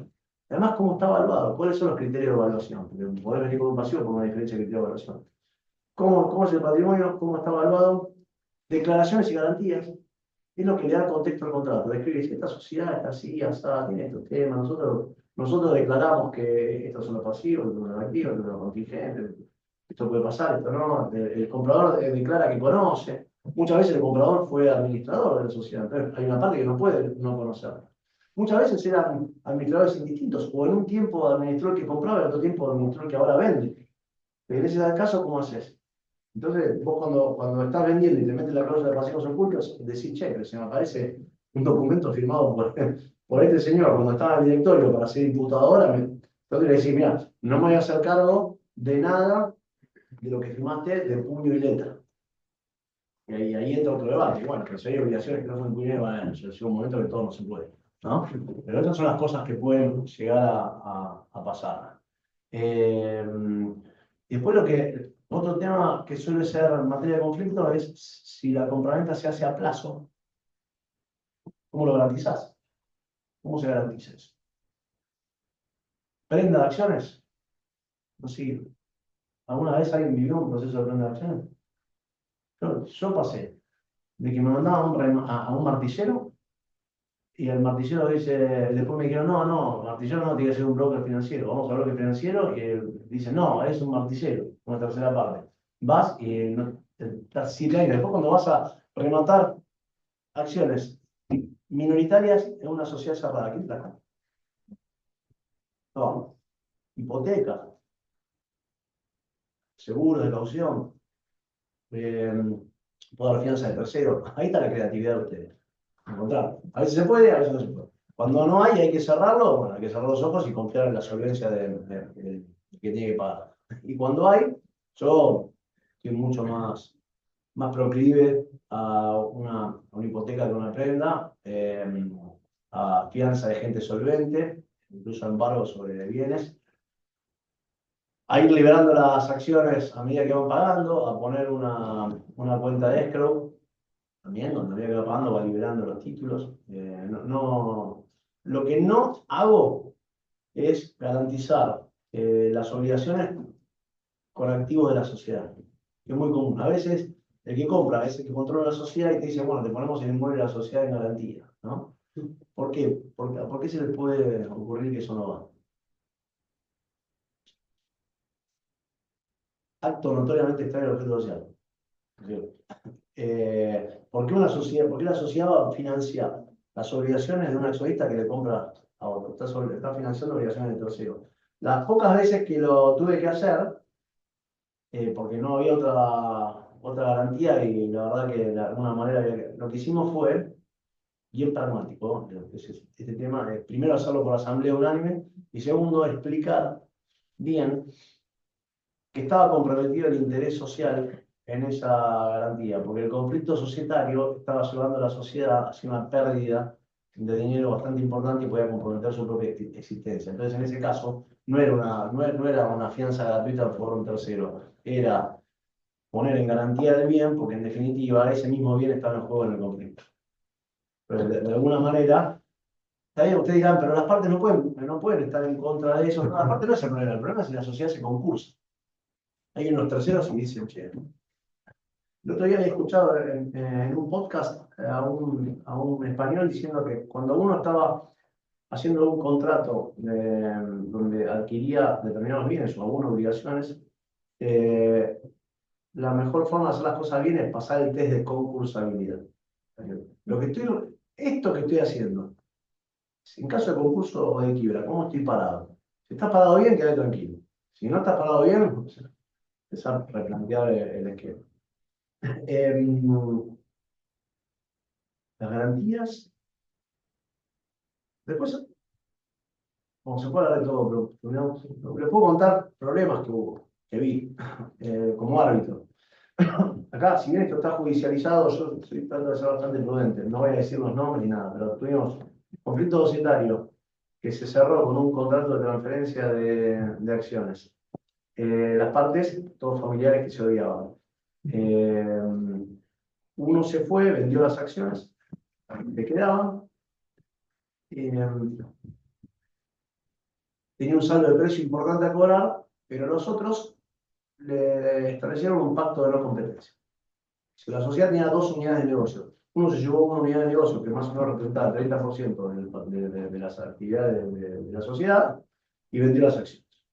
Le dijeron, perfecto, te vamos a pagar esto, pero vos no podés competir por este 70% de actividad.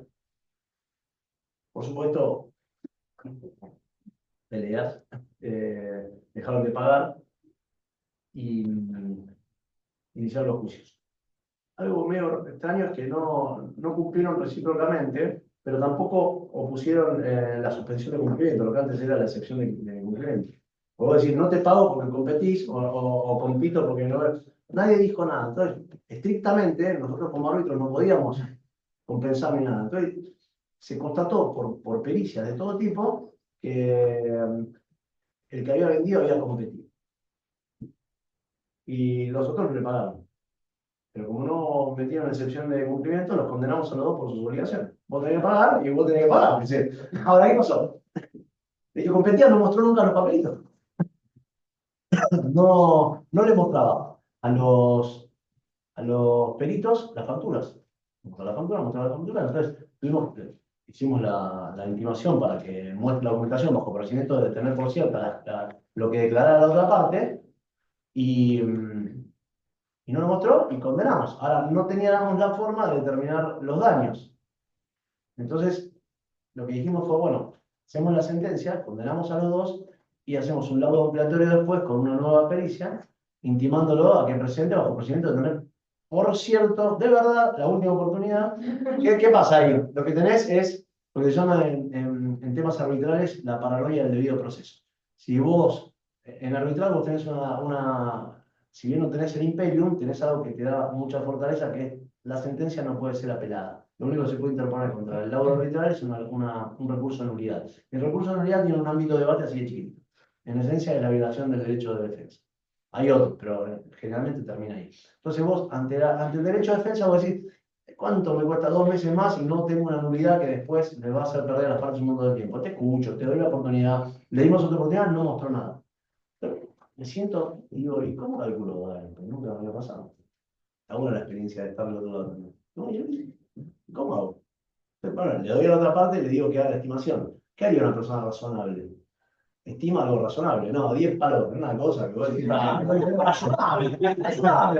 No puedo.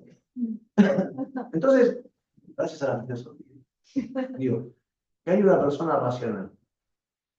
Una persona racional, si te están reclamando 100 pesos, y vos actuaste en competencia y generaste daños por menos de 100 pesos, mostrarlo por ahí.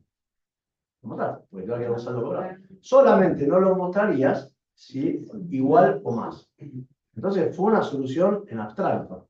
Lo que pasa es que después de haberme leído todo, me di cuenta que muchos jueces toman decisiones en abstracto cuando no tienen la prueba. Lo tienen que hacer. Entonces, como no tenés otra, entonces me ocurrió ese argumento. Por supuesto que quiero cualquier cosa, porque claro, el arbitraje, acá me meto otro tema, pero como estamos hablando de temas de práctica, el arbitraje no es un equivalente a la justicia estatal. El arbitraje es el resultado de un contrato con función jurisdiccional, pero es un contrato. Entonces se espera de las partes la buena fe negocial. Vos esperás que la parte coopere. Si no querés cooperar y te gusta, como le pasa a mi socio que me critica por este pensamiento, digo, bueno, anda a la justicia estatal. Porque si vas a trabajar, si vas a ir al arbitraje, no esperes ir a un juzgado. El arbitraje es muy distinto, es mucho más rápido, no hay chicanas, no hay. Cuando ves que están cortadas, rápido. Cooperar. Y si no cooperás, tenés un montón de poderes dentro del ámbito del debido proceso que podés ejercer, que en la justicia no, porque no, los podés hacer, pero tenés una revisión que ya va sobre el mérito de la sentencia. En el caso nuestro, no, Entonces, obviamente que metieron el recurso de nulidad. Lo bueno es que Mar del Plata, diferente de otras jurisdicciones, respeta mucho al arbitraje. Están acostumbrados, lo respetan, entonces, nulidad, chao. Pero vean lo que les estoy comentando de los conflictos que puede haber. Ha pasado también, firmás un contrato, me pasó, firmamos un contrato, bárbaro. Garantía, otra sociedad muy solvente. El señor que compraba las acciones muy solvente. Como dijo mi cliente, a los 3 meses de haber comprado las acciones, este señor se murió irresponsablemente. Murió irresponsablemente. Bueno, listo, empiezo a hacer el juicio. No pagó, por supuesto. Cuando voy a ejecutar a este señor, resulta que se murió muy lejos, en otra jurisdicción. Tuve que iniciar el juicio en otra jurisdicción y la sociedad, que era súper solvente, la otra, ya no estaba más solvente. Entonces, ¿con qué me quedé? Con nada. Nada. Y si la verdad, nada, te metes en un concurso a verificar créditos. Y vos tenías una pesquera con 3 buques y sus permisos, impecable, sin inhibición de bienes, cuando haces el contrato, los 3 meses es un desastre. Así que son riesgos. Son riesgos. Ese es uno. Espero si está el doctor Papa. No. Bueno, me diga más cosas. Hay de todo para decir, pero vamos a hacer un corto ahí. Y el otro asunto es para las pocas situaciones en las que puede llegar a ocurrir, porque tendría que ocurrir son los pactos de socios, un protocolo de familia. Normalmente va a ser un pacto de socios, un convenio de sindicación. ¿Qué son estos? ¿Saben? Para no hablar de más. Son contratos parasocietarios. ¿Por qué se dicen parasocietarios? Porque en principio no son oponibles a la sociedad, van por afuera de la sociedad. Que no sean oponibles a la sociedad, en principio no quiere decir que lo puedan cumplir o no, que valga lo mismo. No, hay que cumplirlo como parte. Les doy un ejemplo. Si tenemos un pacto de voto donde yo tengo que votar de una determinada manera, respetar una línea, estados contables, por ejemplo, y no lo cumplo, en principio mi voto es válido, porque el contrato res inter exacta no puede afectar al tercero, la sociedad es un tercero. Mi voto es válido, pero no quiere decir que yo no sea responsable por los daños ocasionados como consecuencia del incumplimiento contractual con el resto de los socios. Por eso se dice parasocietario. Ahora, en ese caso, tengan muy en cuenta cuál va a ser la sanción, porque, me acuerdo, uno de los primeros que hice era una startup, hace mucho, no era tan tecnológico, pero estaba arrancando, y eran millonarios antes de dar los pasos. Entonces, ¿cuál era la sanción si no cumplías? El otro se quedaba con todas las utilidades que le correspondían al incumplidor. Claro, generalmente los conflictos en los emprendimientos surgen rápidamente. Y rápidamente no había ninguna utilidad de nada, era todo tipo. Entonces jugaba gratis, no tenía que cumplir. Sí, era ejecutable. Aire no se ejecutaba, ¿no? Entonces, no valía nada eso. Entonces, pongan una cláusula penal bien fuerte o piensen en algo duro para que sea un incentivo para que se cumpla. ¿Cuál es el problema de los pactos de sindicación? Su validez ya no está en juego. Antes sí, pero ahora ya está unánime, no digo unánime, pero ya está bastante admitido. El riesgo es siempre, es una abstracción que es, no podría violar el interés social. ¿Quién puede definir el interés social? Yo tengo mi definición, es recontra larga, en ese libro que en muchos artículos. A mí me encanta, es una definición que me tomó un año de estudiar sociología, filosofía, la hice, estoy muy conforme, pero cada uno tiene su cuentito, entonces ya definir qué es el interés social es un montón. Entonces, sobre la base de que está afectando el interés social, puedes incumplir esos acuerdos de alguna manera. Porque aparte, si está violando el interés social, entonces puede ser que no tenga sanción incumpliendo. O no puede afectar a terceros ese pacto. Y el otro es el de la oponibilidad. ¿Es oponible a terceros, a la sociedad, a los herederos? Todo un debate. No les puedo decir sí o no, lo que les puedo decir es cómo son las tendencias. Por ejemplo, ¿es oponible a la sociedad? Sí. Para algunos, si la sociedad lo conocía. Para otros no alcanza. La sociedad tiene que haberlo firmado. Para otros no alcanza. La sociedad no solo tiene que haberlo firmado, sino que tiene que haber asumido obligaciones. Ahí ya es un contrato entre la sociedad o es parte del plurilateral con la sociedad.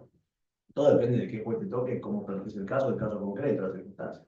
Yo lo que haría es, pondría a la sociedad, todos los socios firmando, en uno de cierre, digo, de convivencia, no digo, en un pacto de sindicación de minoritarios para defenderse. En el de cierre, todos firman, la sociedad también, la sociedad se obliga a respetar lo que está firmando, a inscribir las acciones, a todas las obligaciones que le puedan meter, genial. Otro, a los herederos. Hay todo un debate. Para mí era obvio hasta que me puse a leer bien. Bueno, no es tan obvio. ¿Por qué? Lo mismo. Por el principio de relatividad de los contratos, el 1024 del Código Civil Comercial de la Nación, en 1021 creo también, los contratos no pueden afectar a los terceros. Y algunos consideran que los herederos son terceros. Consideran que son terceros respecto de la titularidad de acciones o de cuotas. Bien. Y vos vas a heredar acciones o cuotas. Si no está pactado expresamente en el contrato de sindicación o no está en el estatuto, para muchos el heredero no puede verse afectado por una obligación personal que asumió respecto de la modalidad de ejercicio de derechos de ese activo. Para mí va de la mano, porque si no serían cuestionables todas las obligaciones personales que asume un causante. Lo que pasa es que, como todo, acá no deja de haber un prejuicio respecto a la validez de esta clase de contrato. Entonces ya se mira de una manera restrictiva. Cualquier cosa puede dar lugar a que alguien interprete de una manera negativa los intereses o a la validez de ese contrato o a la plena efectividad. Yo lo que haría es dejar bien en claro que es oponible a los herederos. Trataría de hacer firmar a los futuros herederos que están de acuerdo. Y también diría que es oponible a los administradores, les haría firmar a los administradores, a todos los que forman parte del funcionamiento social, y también a los terceros que van a adquirir las acciones. Diría que los firmantes, si van a transferir y no hay sindicato de bloqueo y no hay algo que impida esa transferencia o no hay derecho de preferencia o lo que fuera, diría que para que sea válida la sesión se requiere que el tercero firme y dé consentimiento al pacto de sindicación. Y en todo lo que se pueda hacer el estatuto sindical. Además, o un reglamento también. O a veces el estatuto puede ser como, en todo lo que se pueda es lo mejor. Hay que ver si personas jurídicas se inscribe, pero el reglamento por lo menos, y como mínimo en el contrato, esa es la de mínimo. Se puede hablar un montón de esto, pero me gustaría dar el cierre con otro tema. No alcanza con fijarte la salida. No alcanza. Hay que lo que se llama limpiar la mesa.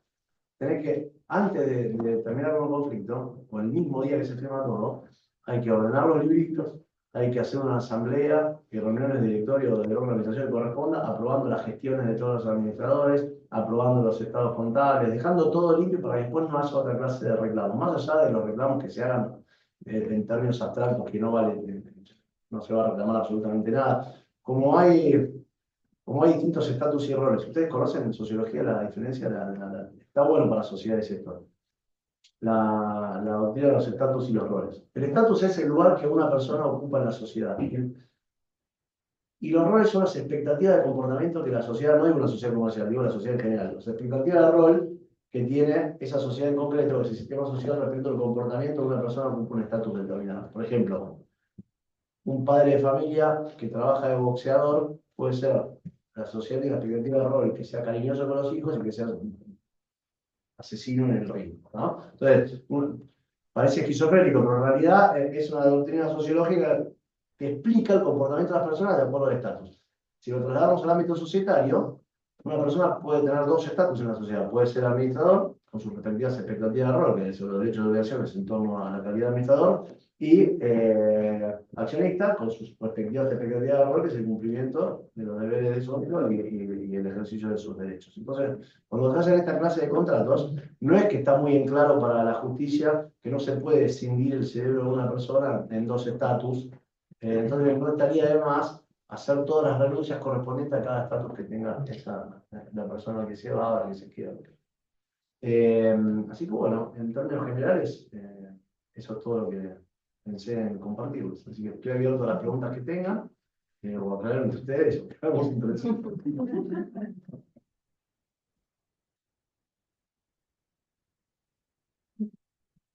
¿Estuvo muy claro?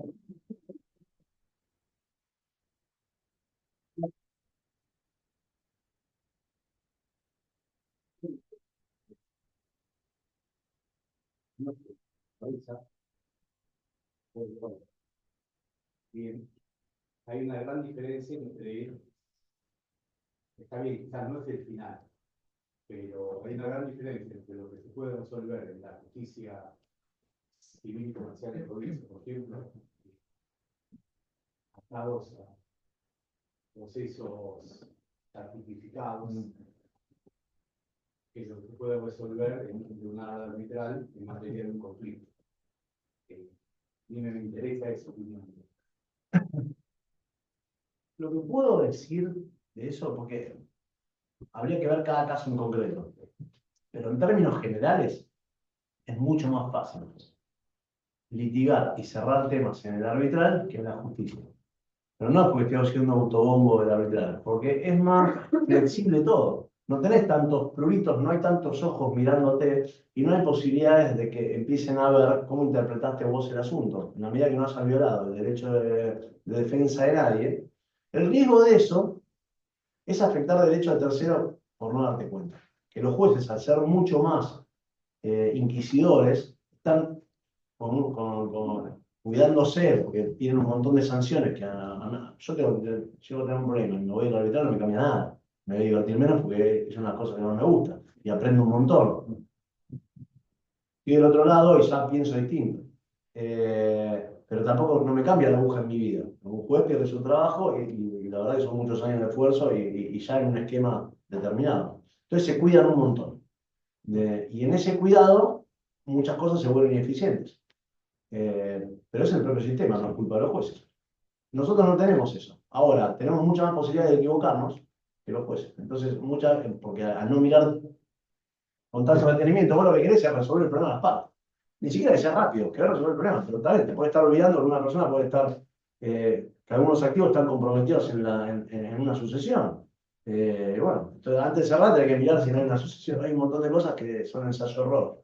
Pero en términos concretos, si no hay ninguna patología, es mucho más fácil cerrar el tema del arbitral que en la justicia. Va a presentarse un escrito, lo que vamos a mirar son las cuestiones de forma, no vamos a estar pensando en todas las otras obligaciones sustanciales que tienen que cumplir con 3 millones de personas. No, resolviste el problema, se homologa y chao. Y es mucho más barato. Yo otra cosa que veo, Sí. pero usuario, arbitral, es que tenés un trámite único. Claro. Lo que quiere decir que vos podés plantear dentro del trámite único el contenido que quieras. Ah, no, en ese. Entonces, eso digo. Ah, ¿eso vas? No, yo puedo pedirle al No. arbitral algo que no le puedo pedir a un juez civil. Cuando llegué al arbitral, yo llegué con un montón de cosas leídas, entonces le digo a Eddie Hoff y a Carlos Brum, tenemos que armar un procedimiento societario específico. Me miraron diciendo, funciona hace 30 años perfecto. Aparte, el procedimiento arbitral de Mar del Plata fue ensayo-error. No es que era así. Cada tanto lo que funciona se mejora y lo que no funciona se borra.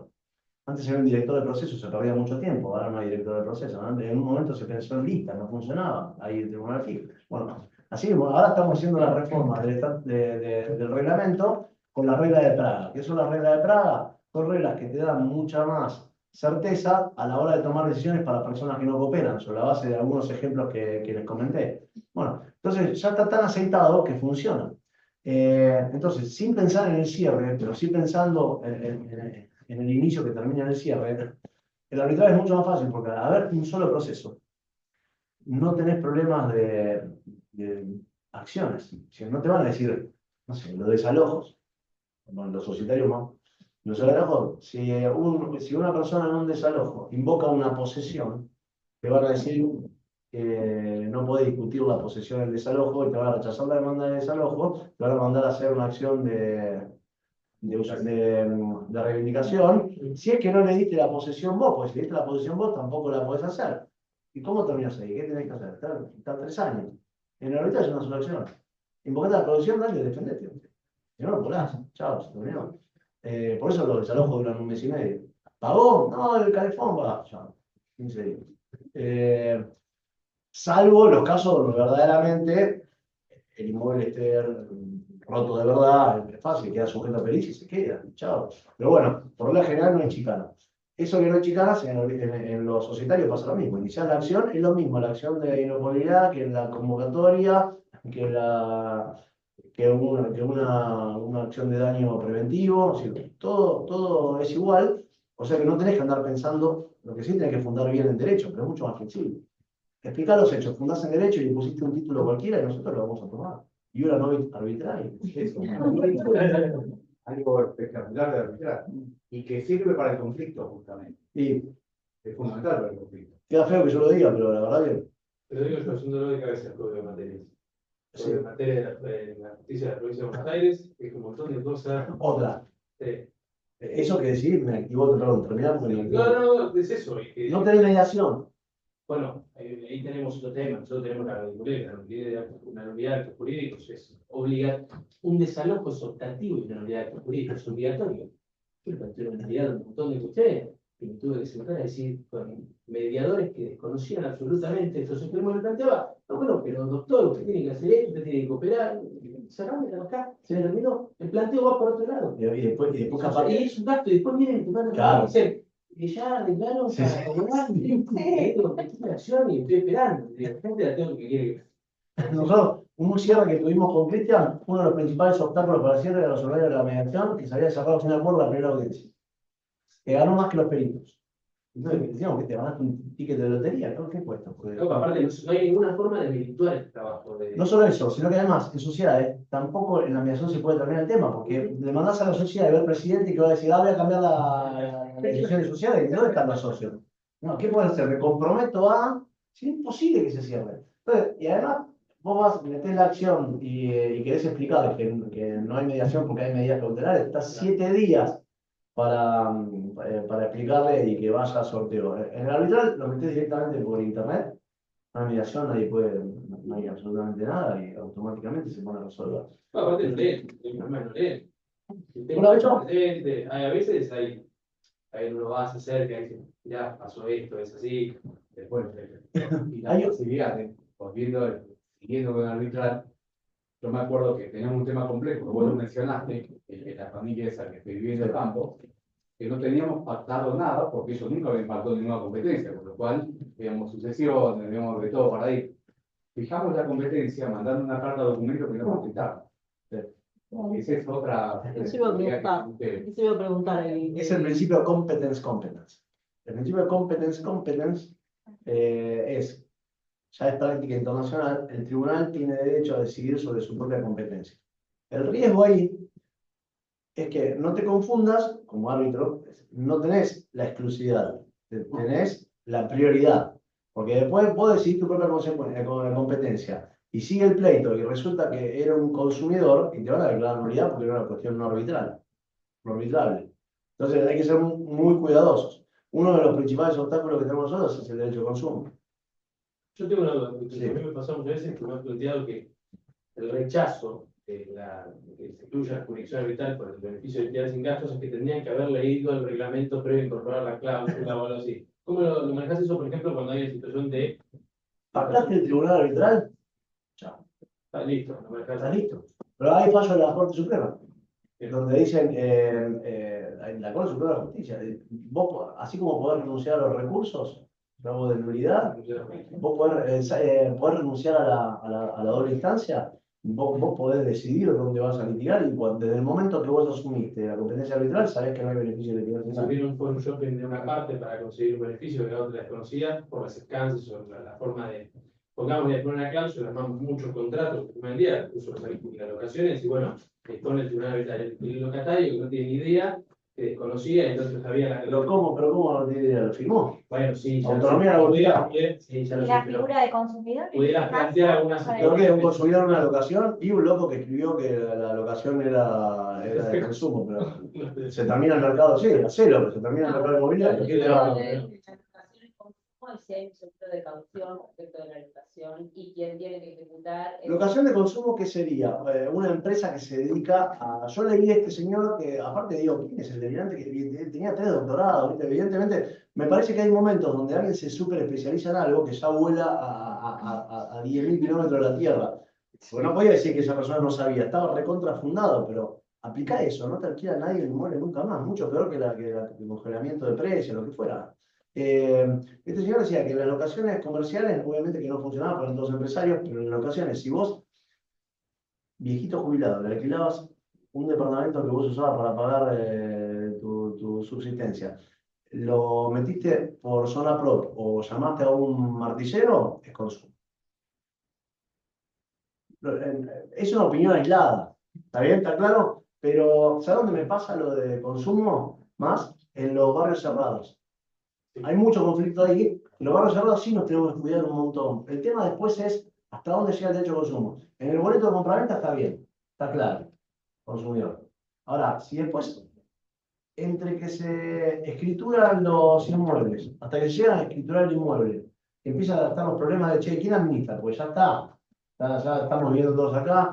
Bueno, entonces, como la desarrolladora tiene 2 etapas más, y todo puede estar comprometiendo su propio patrimonio, porque no hay escritura, tiene interés en administrar, pero nosotros también tienen interés. Entonces, ¿qué es una cláusula abusiva o no? Ha pasado que se llegan a acuerdos de administración conjuntos, entonces van y suscriben un fideicomiso de administración. Y después tienen problemas en el fideicomiso de administración. Ahora, ya en la segunda etapa, donde es un fideicomiso de administración, una especie de consorcio, bajo otra modalidad, ¿son consumidores o no? Es súper discutible. En los casos que nos tocó en el arbitral, en un caso se presentaron los consumidores, con lo cual están aceptando la competencia, y en el otro se opusieron, pero un fallo de primera instancia de la justicia dijo que no, que era competencia arbitral. Pero bueno, es súper discutible. Una cosa es consumo, si fuera un beneficio de utilidad sin gasto, Chao, chao, ni lo pensar. no dudo un segundo, no me importa nada. Porque ahí, más allá de las ideologías, el derecho de propiedad, que está vinculado con la autonomía de la voluntad, sigue siendo un derecho constitucional de igual rango que lo de segunda y tercera generación. Es decir, el derecho al consumo está perfecto. Yo sufrí como consumidor de grandes empresas problemas de telefonía, problemas de todo tipo. Ahora, hay situaciones donde ya es un abuso también, entonces hay que estar al tanto de eso. Y el derecho de propiedad sigue existiendo. Entonces, y el beneficio de utilidad sin gasto de una persona que de repente no tiene plata, lo que fuera, pero es una persona que no tiene problema de capacidad y no puede invocar una elección subjetiva objetiva, tendré que probar. Si vos lo probás en el arbitral, la lesión, no tenemos problema. Declaramos la nulidad de esa cláusula, no hay ningún problema. Ahora, tenés que probarlo, porque si vos firmaste, porque tenía ganas de entrar al departamento por lo que fuera, y no te importó, bueno, se te cargo. Si no, todo el mundo juega gratis, no hay responsable de nada. Así lo vemos nosotros. Pregunta. Sí. Salió hace un tiempito una resolución que permite que la figura del defensor del cliente sea desarrollada por terceros ajenos a la empresa. Cleros, justicia descentralizada, está usando esa figura en varias empresas para funcionar brindando el servicio de justicia descentralizada a casos de consumo. ¿Crees que podría el tribunal arbitral con esta función delegada que dice, bueno, el defensor del cliente puede estar ajeno a la empresa, no hace falta que esté adentro de Mercado Libre para desarrollar esta función y el que está exclusivamente enfocado en cuestiones de consumo? Entendí una cosa. ¿El defensor de la empresa quién sería? ¿El abogado? No necesariamente. La figura del defensor del cliente es una persona o un organismo ahora, que tiene por finalidad llegar a una solución en una determinada controversia vinculada a una cuestión de consumo. Con la ¿Puede ser misma empresa, ¿puede ser una inteligencia artificial? la reglamentación no permite que sea una inteligencia artificial. Bueno, Por lo no, tanto, pero es cripto, ¿no? Es un blockchain. sí, Ok. pero bueno, la pregunta es ahora, esta reglamentación para permitir a cleros permite que sean terceros ajenos, porque en otro momento tenía que ser interno de la empresa. Entonces, Mercado Libre tenía que tener defensores del cliente internos en Mercado Libre para poder llevar adelante esta función. Ahora permite que sean terceros, o sea, que lo haga de manera personal, digamos, empresaria, o que lo delegue en una tercera entidad. Antes de responder, te hago una pregunta. Sí. No una pregunta retórica, una pregunta de verdad, verdadera, de en serio. No te No, de verdad.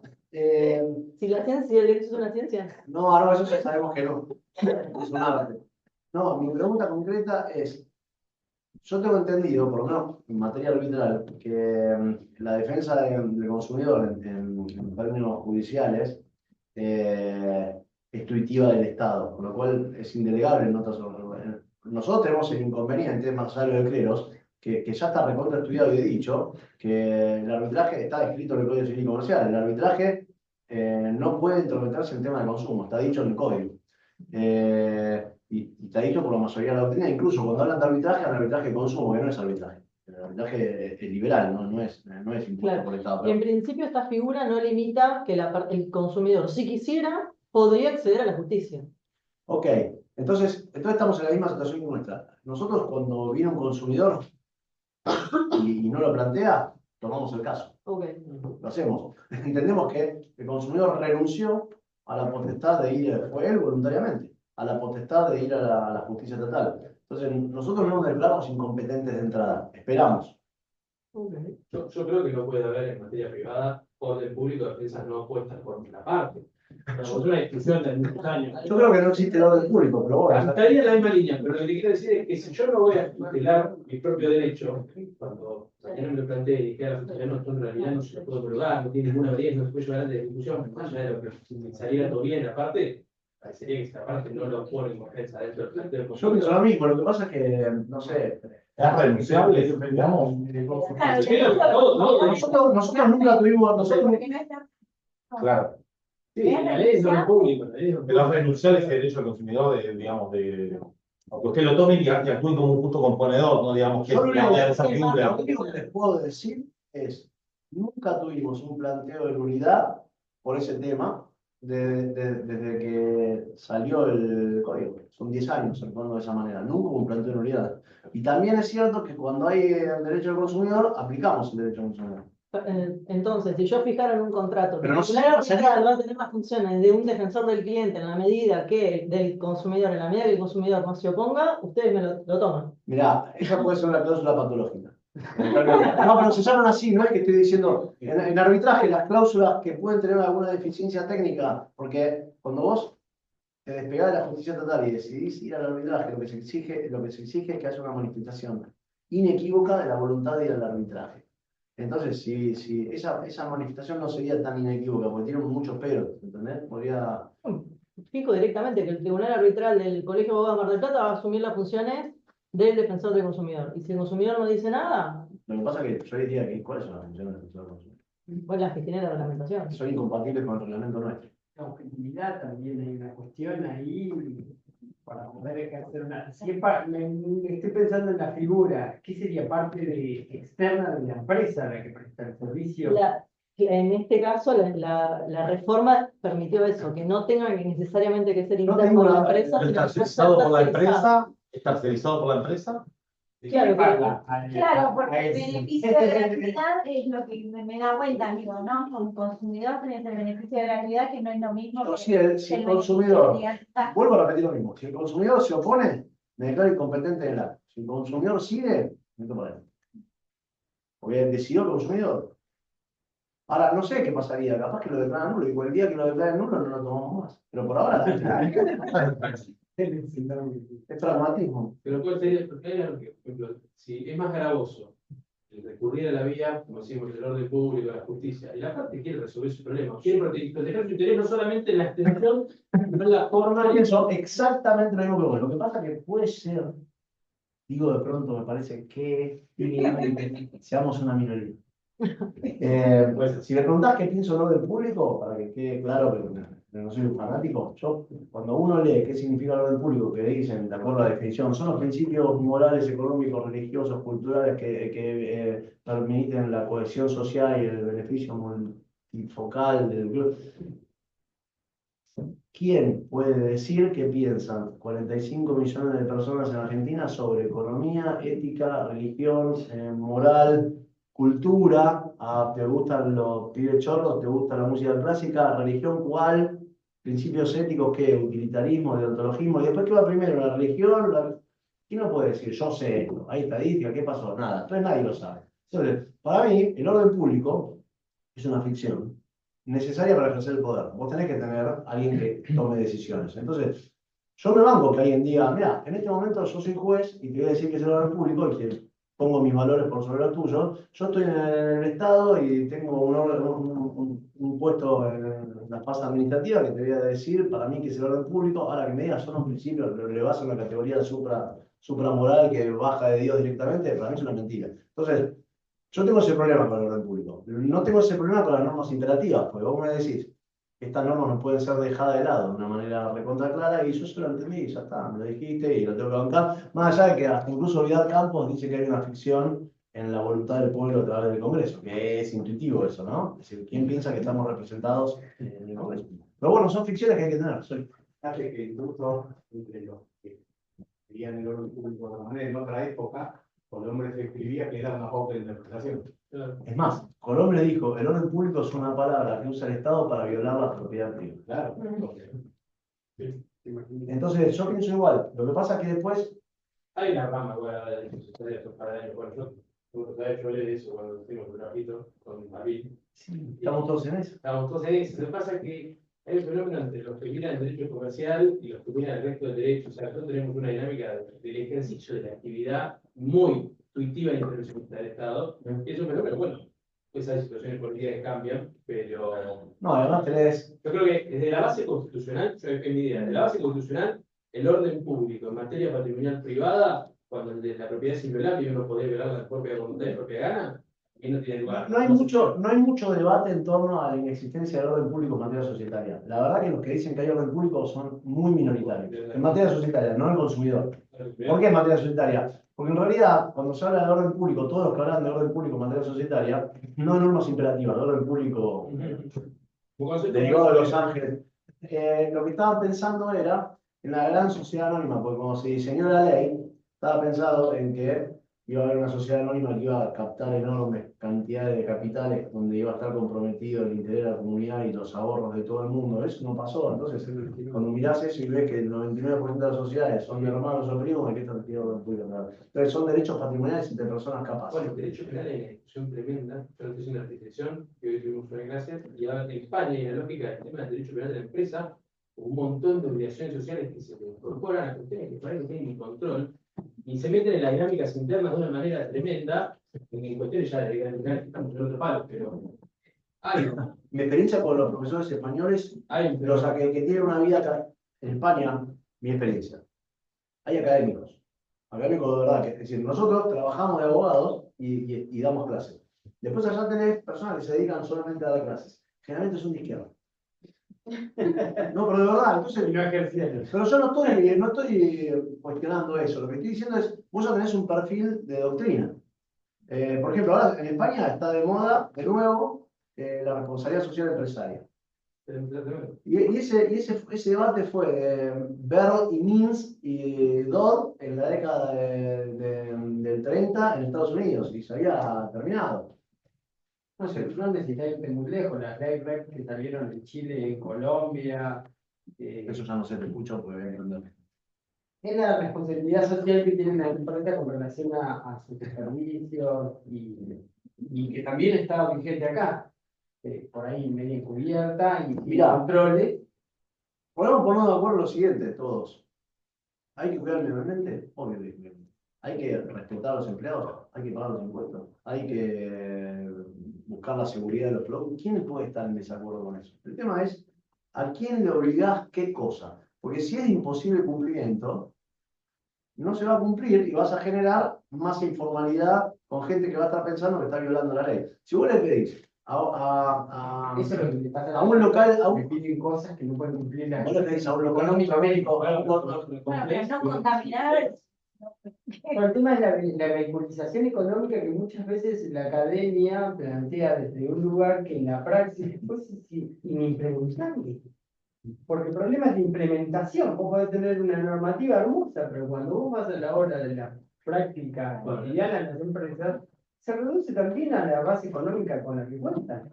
En Argentina, cuando sacaron la ley de responsabilidad penal de la empresa, tuvieron que hacer un capítulo específico para las pymes, que eran la gran mayoría de las empresas de Argentina, y tuvieron que decir, bueno, para ustedes tenemos este selecto grupo de pequeños requisitos para no incurrir en esto porque estarían todos incluidos acá y no sería diferenciable. Bueno, ahí tenés. Entonces, eso es para que yo la verdad que hay cosas que no me entran, no las leo porque no están en mi ámbito de actuación. Capaz que me va a tocar, pero eso suena muy razonable. ¿Y quién puede estar en desacuerdo con eso? Pero lo que viene el Congreso Argentino de Derecho Societario este año, cuando explicaban los españoles lo que pensaban, Rovira dijo, estoy asustado. Y dice, lo verdad, quiebran todos. Estás en offside, te despertás a la mañana, firmás el estatuto, ya están violando el hecho. Bueno, olvídate de eso. Bueno, perdón.